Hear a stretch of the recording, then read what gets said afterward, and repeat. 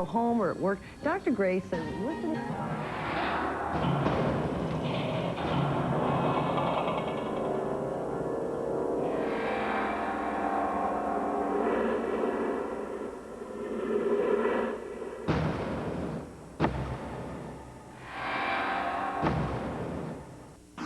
Tonight, it's on HBO.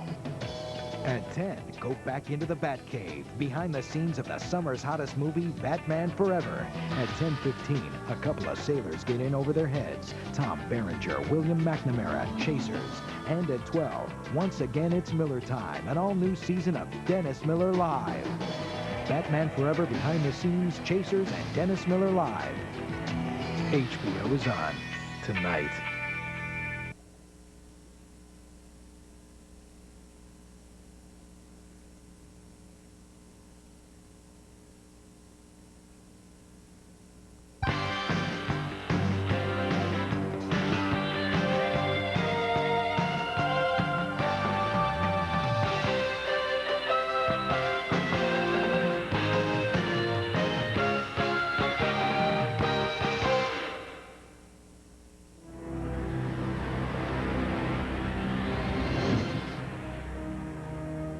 It is still, to me, mysterious.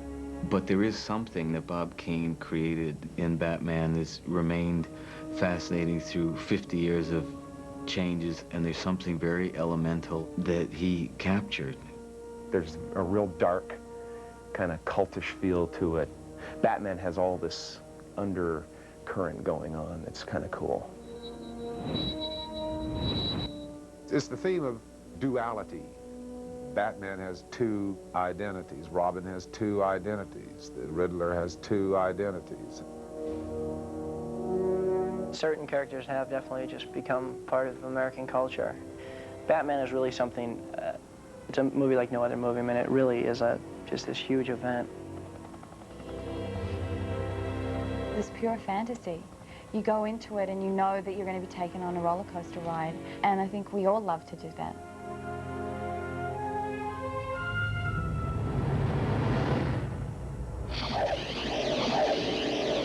Let's start this party with a bang!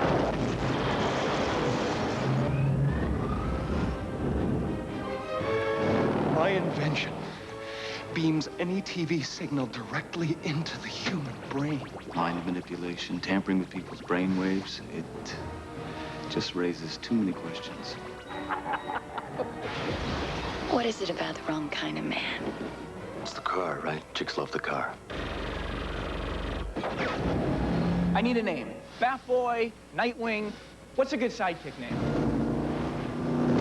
Woo! I will help you solve the greatest riddle of all. Who is Batman? As Bruce Wayne, he is a quadrillionaire. Going down. He can do whatever he wants to with his life and chooses to fight psychotics at night dressed as a bat. Batman has a singular objective. He is a one-man SWAT team, whereas Bruce Wayne has the luxury and the hell of trying to figure out how to live like we all do.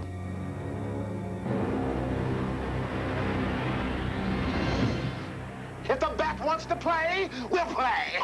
That could have been the two-word job description, cut loose. He's completely, I guess, over the top. Most of the villains, they have neat costumes, they have magnificent obsessions. You're tempted to use the word Gothic, because they're from Gotham. It's fun. The Riddler is this guy who, he becomes so wrapped up in Bruce Wayne's success that he loses himself completely. Yes. As he goes along, he just gets more and more kind of engulfed in his own greatness, his own brilliance. And, you know, I can certainly understand that. You're a genius. No. Normal thought is no fun to him. It's too mundane, you know, and so everything becomes a game and everything becomes a riddle. Who would send you a riddle? The Riddler. You like strong women. I've done my homework. Or do I need skin-tight vinyl and a whip? She's a criminal psychologist who just happens to have sort of the perfect blonde hair, the perfect makeup, the red lips, and dress in sort of tight black sexy dresses. I don't mind the work. Pity I can't see behind the mask. We all wear masks. My life's an open book. You read? Her obsession is Batman, trying to seduce him. And Bruce Wayne is in love with Chase Meridian. So you have a triangle, although there is really only two people in the love triangle. Robin is definitely something new. Who the hell are you? He's a lot more physical, a lot tougher. You forgot the part where you kissed the girl. The storyline is closer to the comic book storyline, which is that he comes from a family of circus performers. The Flying Graysons!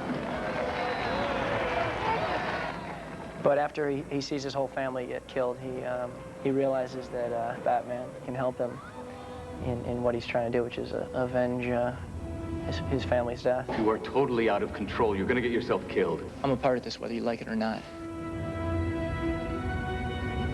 What we've tried to make with Batman Forever is a living comic book. The comic books were a great source. The use of color, the use of action, the use of storytelling techniques that are so delicious in a comic book are all there. Because the comics, especially the Dark Knight series, when you look at the frames, they're like washed in color. And each character has his own coloration.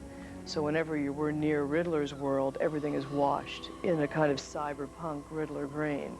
Like the jacket? It keeps me safe when I'm jogging at night. When we're in Two-Face's world, everything is washed in reds, whites, and magentas. I simply love what you've done with this place. Beautiful. Very few people are both a summer and a winter, but you pull it off nicely. The city itself is, it's a character, kind of neo-huge. A lot of shapes and sculptural styles. There are whole buildings that are shaped as humans. In our story, Gotham is really seen from a lot of different angles. Camera, action! We opened this world way up.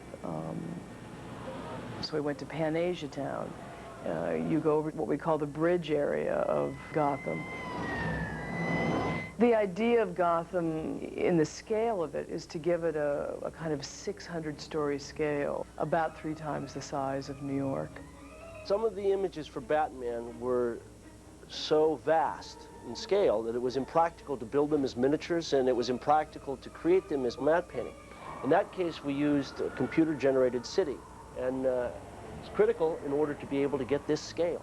It's kind of like a real city, but you know, these buildings have things added onto them, and it's a kind of a strange reality.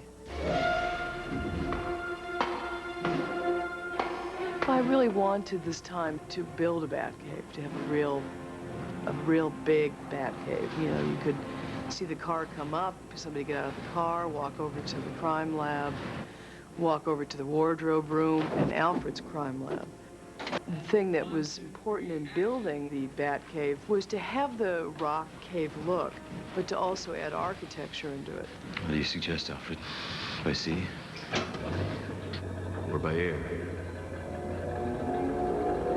I love that aspect of movies, just the idea that somebody writes a notion down and suddenly, you know, 50 different artists are working on 50 different aspects of it, and you get there and there's this mountainous set. The sets are one of the stars of the movie. With effects and stunt movie like this, the storyboards become a very important tool for Joel to be able to get across, especially to the stuntmen. I'm going to have him come down here, fall over here, the car's going to run over there, and so that they can help work out a choreography. I think the only thing that doesn't happen to Batman is he's never covered in lava, but I'm buried alive, I'm drowned, I'm in a vat of acid, and fly from a helicopter. Hang on, Batty! It was one of the few times I thought, oh, that's why he has 40 pounds of rubber around him, dangling and crashing through glass. It felt like what it looked like, I'm sure. And I kiss a girl, too, which was tough. That required the most takes. I never could get it right, and I'd have to apologize, and we'd have to do it over and over again. Val and I just happen to get along really well on screen. Midnight, please. Midnight. We have to kiss a lot in the movie. I mean, poor me. Well, I wish I could say that my interest in you was purely professional. When we could take the time to do the perfectionist thing, it was great. But also when we were working with the special effects, I mean, the fact is I could only do one take. You know, it took 3 hours to set up each time. So, you know, I'd go to them afterwards and I say, yeah, I think we got something good there, but, you know, could we try it a different way? No, it's over, Jim. Go home. Was that over the top? I can never tell. Background.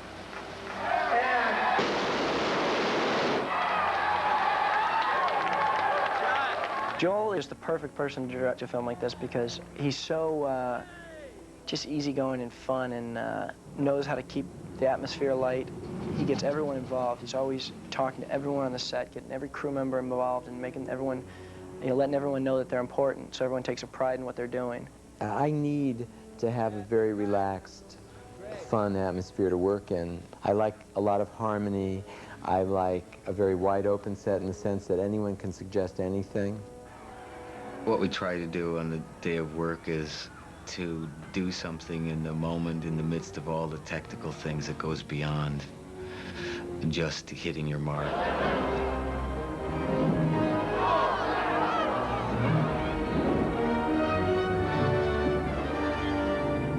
Hot entrance.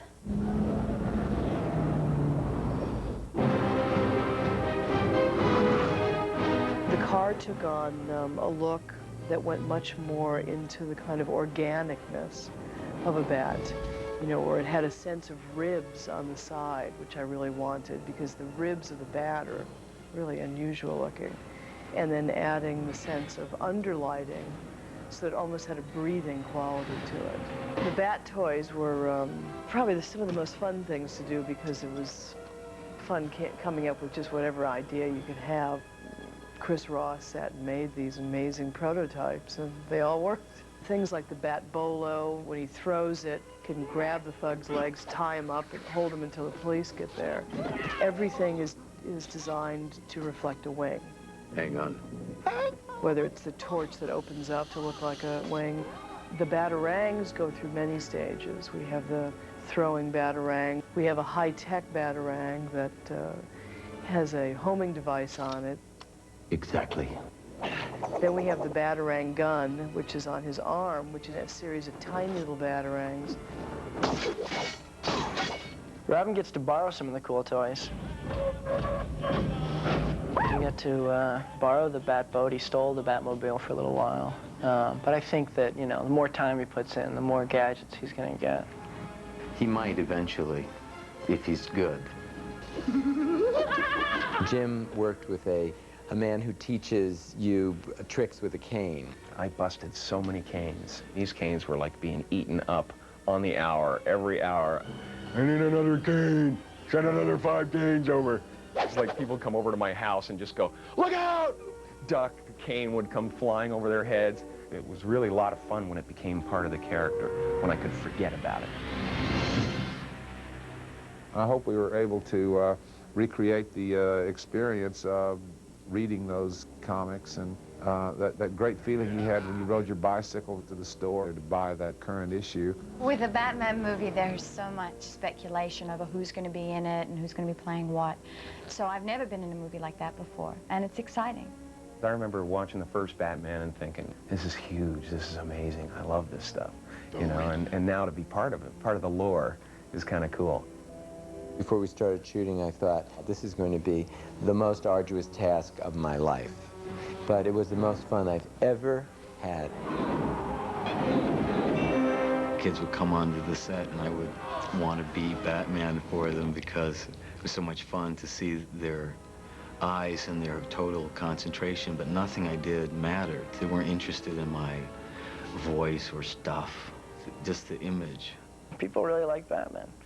what can you say? It's been around for a long time. It's a classic. It's stood the test of time.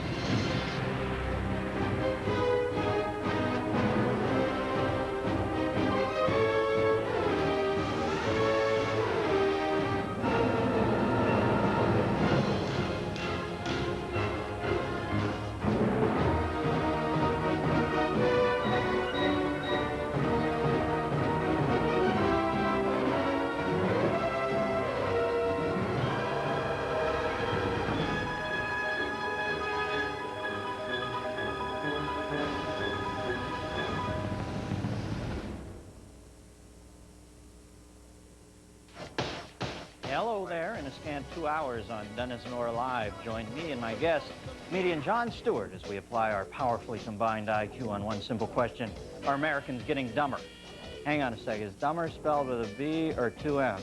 What are you asking me? I'm not sure. I think there's an H in it. Silent.